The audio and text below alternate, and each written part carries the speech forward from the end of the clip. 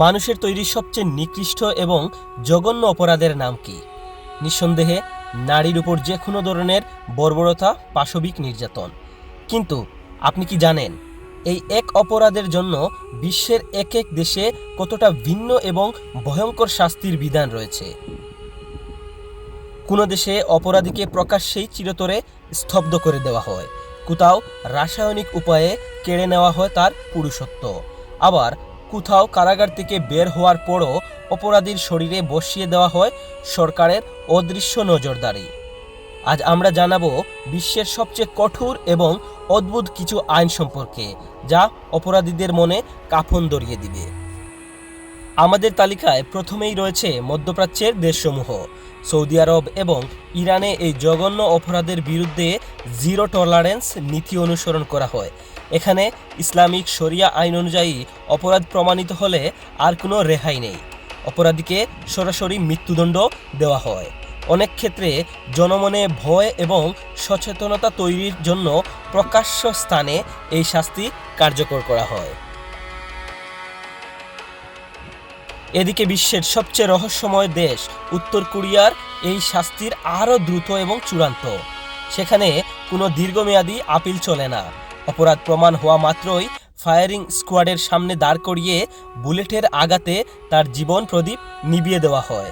ঠিক একইভাবে চীনেও এই অপরাধের সর্বোচ্চ শাস্তি মৃত্যুদণ্ড। তবে কোনো ক্ষেত্রে সেখানে অপরাধীর অঙ্গহানির মতো মারাত্মক রায়ও দেওয়া হয়ে থাকে। কিন্তু আপনি কি জানেন, শুধু জীবন কেড়ে নেওয়াই শেষ কথা নয়। কিছু দেশ অপরাধীকে বাঁচিয়ে রেখেই এই শাস্তি প্রদান করে। এটা মৃত্যুর চেয়েও ভয়ানক। একে বলা হয় রাসায়নিক খাদ্য গ্রহণ। দক্ষিণ কোরিয়া, ইন্দোনেশিয়া এবং আমাদের প্রতিবেশী দেশ পাকিস্তানেও এই বিশেষ আইন চালু রয়েছে। বিশেষ করে শিশুদের উপর নির্যাতনকারীদের শরীরে এক ধরনের হরমোন বা রাসায়নিক ইনজেকশন পুশ করা হয়।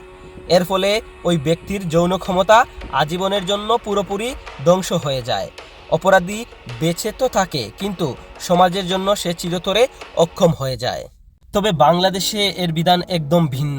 এখানে সর্বোচ্চ শাস্তি মৃত্যুদণ্ড দেওয়া হয়, কিন্তু এটা কখনোই কার্যকর হয় না। দেখা যায় আসামি 2 বছর পর্যন্ত জেলে থাকলেও 2 বছর পর সে প্রকাশ্যে রাস্তায় ঘুরে বেড়াচ্ছে। এভাবেই বাংলাদেশের সংবিধান চালু রয়েছে। আপনার কি মনে হয়, বাংলাদেশের এই সংবিধান পরিবর্তন করা কি দরকার? কমেন্টে অবশ্যই জানান। প্রযুক্তির দিক থেকে এগিয়ে থাকা দেশ দক্ষিণ কোরিয়া। এখানে আরও এক ধাপ এগিয়ে। সাজা শেষ করে একজন অপরাধী যখন জেল থেকে বের হয়, তখন সে মুক্ত নয়। তার পায়ে আজীবনের জন্য পরিয়ে দেওয়া হয় একটি ইলেকট্রনিক অ্যাঙ্কলেট বা জিপিএস ট্র্যাকার।